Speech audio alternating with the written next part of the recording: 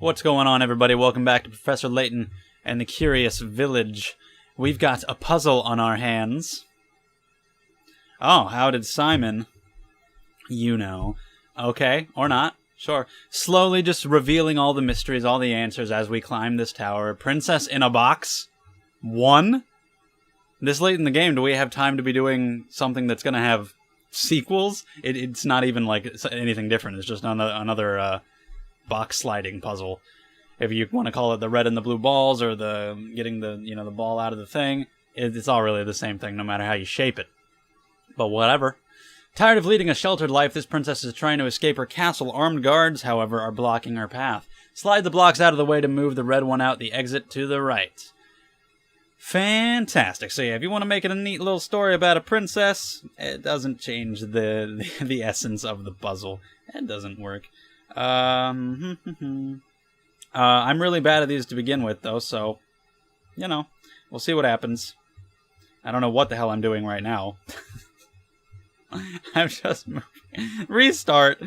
Okay, so, why is the princess so large?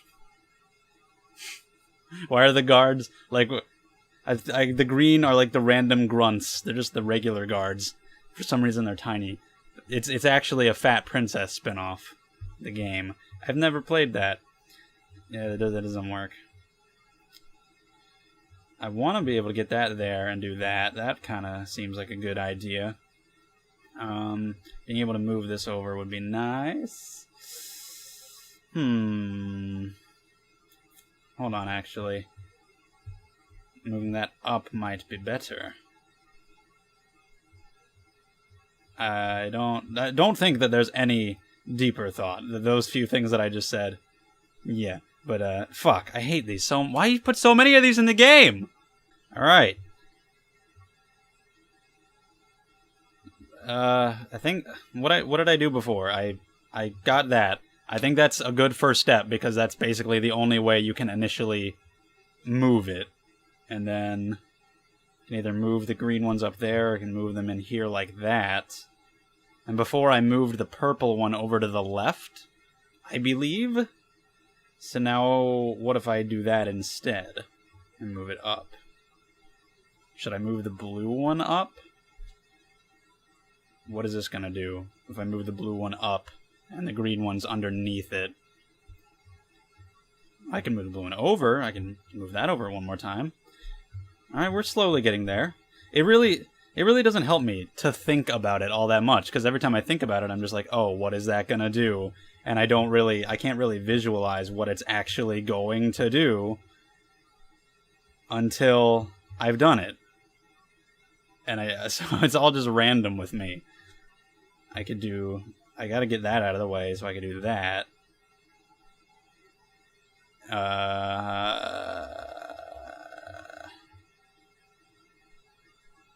How about this? Oh, yep, there we go.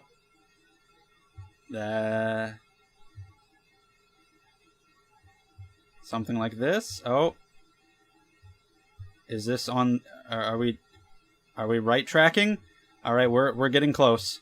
This is definitely close. I gotta move it up one teensy wincy little tad. What if that's wrong? What if I should go back and do this instead? Was that how it was before? Oh, there we go. I did it. It only took 70-something moves. How many could I have done it in? Go ahead and tell me. Rub it in my face. I want to know. Oh, it doesn't even tell me. I'll just assume that I did it in the least, the best number of moves you could do it in. Yeah. That'll make myself feel better. So what were you talking about, Simon? Did Don Paolo really make off with Simon? He made out with him. I'd say so. This is just my theory, mind you, but I think that Don Paolo followed us into the manor. That's when he met Simon, or came across him, as the case may be. I suspect Simon had already collapsed when Don Paolo found his body sprawled on the floor. Just like with Raymond. So maybe Simon had also stopped functioning properly, huh? I guess all the robots break down sooner or later, and when they do, Bruno comes to collect them. Then he fixes them here in the basement of the tower. Oh, do you suppose the noises from the tower are actually the sounds of Bruno's machines working? Yup. That's another mystery solved. The noises. And that's why they're like, oh, whenever that makes noises, somebody disappears. Even though the disappearance happened first. I guess they didn't, they weren't all up to date on exactly how it happened. I'm sure he was eager to take the robot apart and learn how it worked. And that must be when he decided to disguise himself as Inspector Chelmy, right? That rat made up the whole murder story on the spot. So he just... he came in... How did he He had a mask of Chelmy. How did he come in here and then decide to do that? Do they sell Chelmy masks in this town? Where do you get it? He just had it with him just in case? I don't know. Whatever. That's a mystery solved. Noise. Oh, Rumbling Tower and Raymond. Not noise? Oh, what is the noise mystery? Is that something else? Whatever, that's 2 more solved. Pretty cool. So that's it. We already get hint coins and everything around here, probably. Alrighty. I don't know if this is going to be my final recording session for this game, but I know that I am going to finish it before I upload any more Phoenix Wright. I'm going to finish this game, and then we'll do the final case of Phoenix Wright uninterrupted, and then we'll start another game, whatever it may be. But yeah, if this is not the final recording session, it'll probably just be one more after this. Just depends on how long I feel like sitting here and playing. Do we have any hint coins for me? I can't seem to find any. My dog is not helping. So, why are you here? How?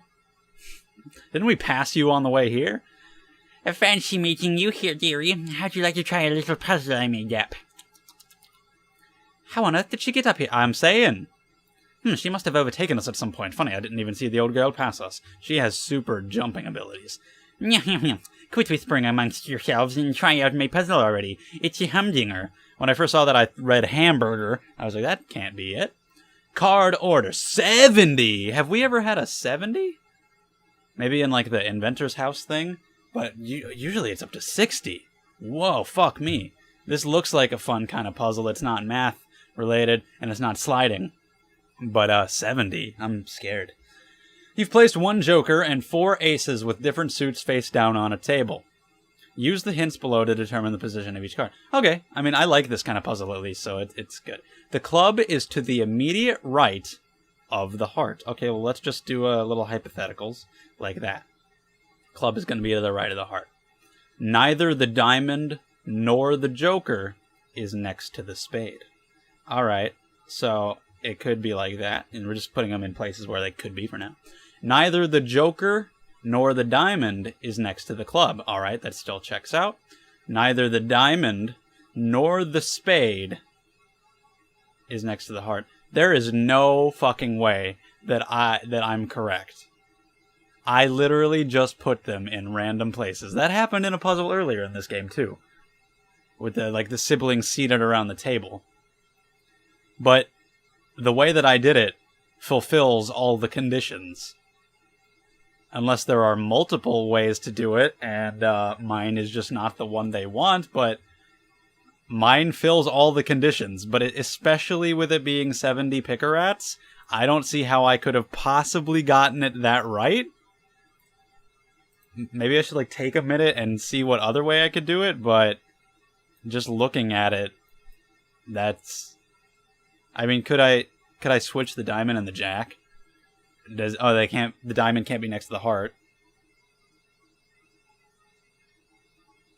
So yeah, I mean, holy shit. I guess I was worried for nothing. I didn't even have to think. I'm telling you, it's obvious. I do better at this game when I don't think. When I just move the blocks around and when I just put the cards in random places. If I try to think about it, I always overthink it. I'm like, no, that's too obvious of an answer. No, that's too simple. And it doesn't work. Me just doing random shit is a better strategy than using my brain. It's obvious at this point. You can't deny it. It's great. Anyway, so that's that. That was amazing. That was fantastic. I'm so glad that happened. Tower floor 6. Oh, we are outside. Hint coins. Oh, thanks. I didn't think I'd get any. Any more? Before I click on the mysterious question mark. Just like I thought, there's another puzzle locking this door. It looks really difficult, Professor. Not if I don't think about it, it won't be. That's the optimal strategy, kids. If you ever you're having trouble getting through life, just stop thinking and just go. 33333. Another 70. 70 picker at puzzles are the easiest ones. I don't even have to think about them. Oh shit, it's math. You use each of the numbers 1 through 9 exactly once to fill in the blanks and complete the equation. Alright, I'm sure there's like a math way to do this. Like, oh, you just have to fucking polymerize the binomial or whatever. But, Jesus. But, I'm just gonna... How about I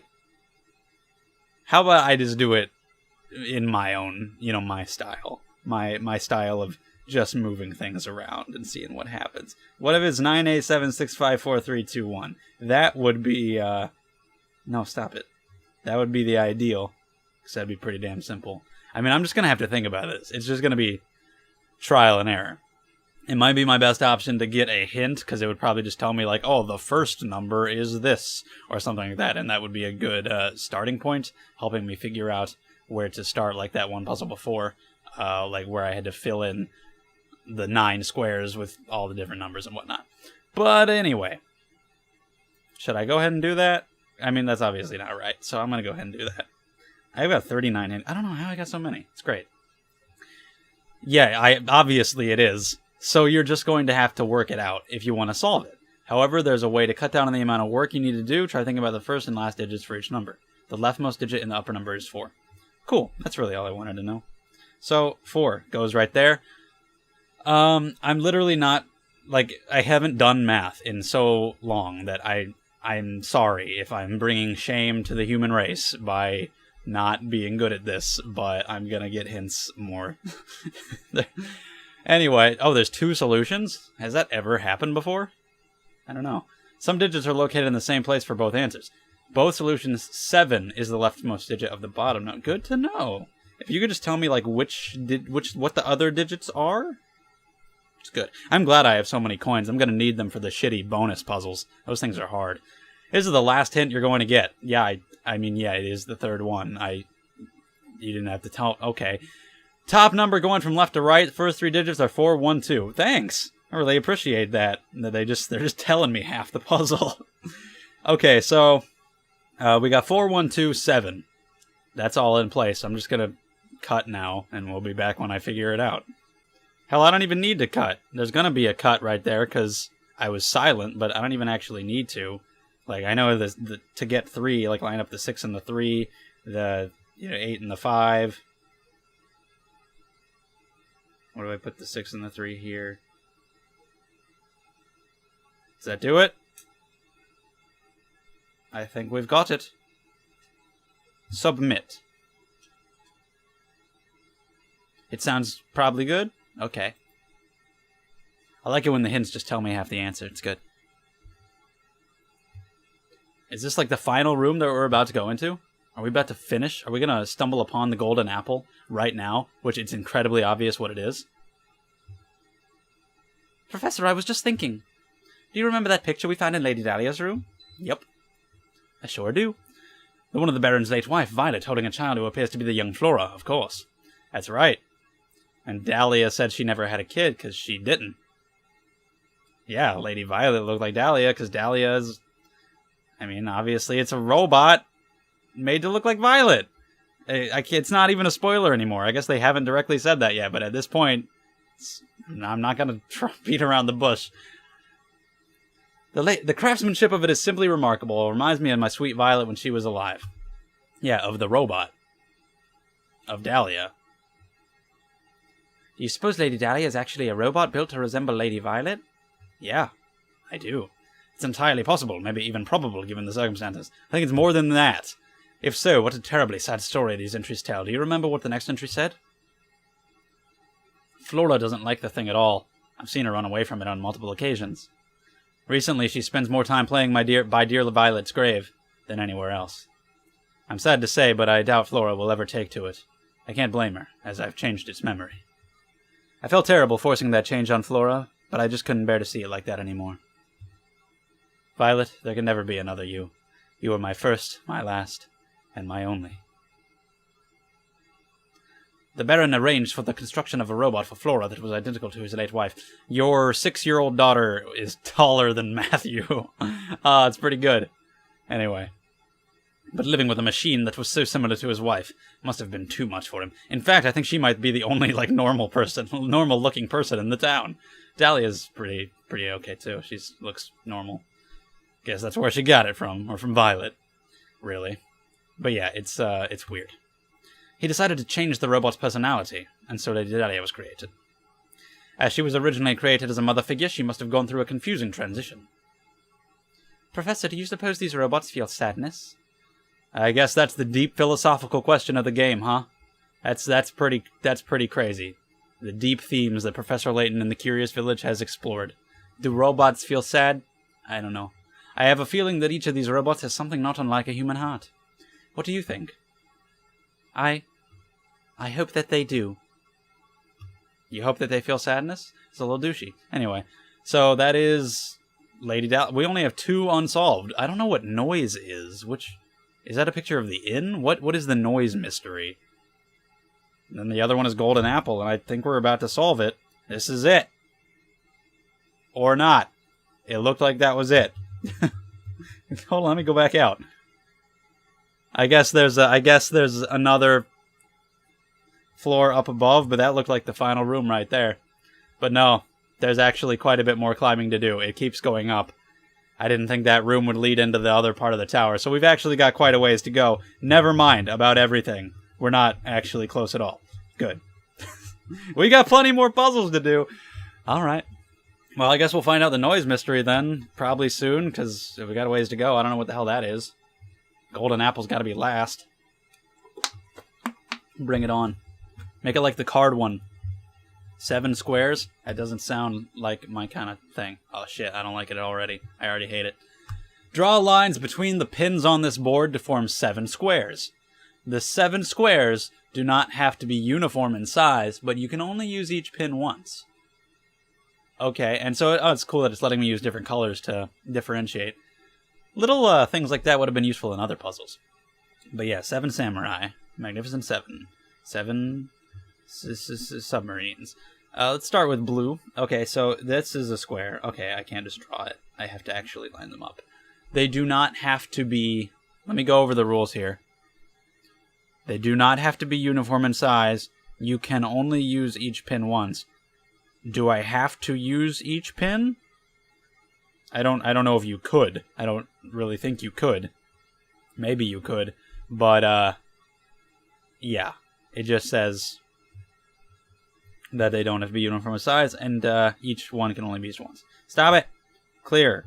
I'm gonna get some hints to, again, get a good starting point. Most! I was thinking of at least one spot where I could put a 45-degree one, but apparently most will be tilted 45 degrees. Shut! Start by looking for pins you can connect to create squares at a diagonal. Alright. Right there. And over here. This corner is where I was looking. These are kind of big, though. I gotta make 7. And that doesn't really leave a lot of room. You know? But, unless I could do like that. I made 4. What the hell is that? No, stop it. I made 4 whole squares. Let's get on a different track here with another hint. I do. Here's the location of the one of the squares. Connect the 4 pins in the top left corner. I fucking did... You see what I mean? You see what I mean? Oh, shit, and that is the only one that's not tilted. This is what I initially did before I even thought about anything. And that was correct, because I don't need to think. Also, why exactly do I need different colors if only each pin can only be used once? It's not like they're going to be connected, so why would I even need different colors now that I actually think about it? So that is the only one that's not tilted. Shit. I mean, that's not a square. That's definitely not a square. Let's get another hint. The largest square contains a pin that's third from the top on the left column and the bottom... Hold on. Third from the top on the left column. So that one. And bottom pin from the far right column. What? That big? What? Oh no, that's not the far right. That is. That's still huge. What the hell? What? Did I read that right? It contains them. Does that mean they're inside of it? They can't be inside of it. They're on the outside. How can... What? You also need to form a small diagonal block. Jesus. Using the 2 pins lined up diagonally on the bottom left portion. What, these? So like that? Let's go ahead and put that one back. I don't even need the multiple colors. Let's switch anyway. Get rid of that. There are 2 more small squares just like this one on the board. Okay. Like this. Said I wasn't a fan of it initially, but then it seemed like it might be kind of okay. But no, it's a bit of a pain for someone such as myself. So, I guess those are the only ones that are accurate. And, you know, it said that this one has to connect to this one. It doesn't have to, I was thinking that they have to actually connect, and I'm like, wait, no, that doesn't make any sense, because that's obviously not a square. They don't have to be connected. This can be one side of it, and this can be the other, so it would have to be like... Is that a square? Honestly, it looks a little tilted, but I think that works as a square. He said there's 2 others like the one that's at 45 degrees. I would imagine, god damn it, that's one of them. So that's why you need the multiple colors, because they can overlap like that. Alright. One more that's like that would have to be here. So yeah, I was not really thinking about them overlapping, but they will definitely do that. So, okay, that's 5. Then, but you can only use each pin once, but that's fine, because, you know, overlaps. Actually, does this work? What if I do, if I connect this one, does that leave me, does those last ones form a square? I've done it. How beautiful. I wasn't thinking about overlap. Once I started seeing, oh yeah, they overlap. It's like, oh, I can figure that out from there. It's all good. Good. Oh yeah, it was so much fun. Thanks, game. I got it. Now we're free to keep climbing.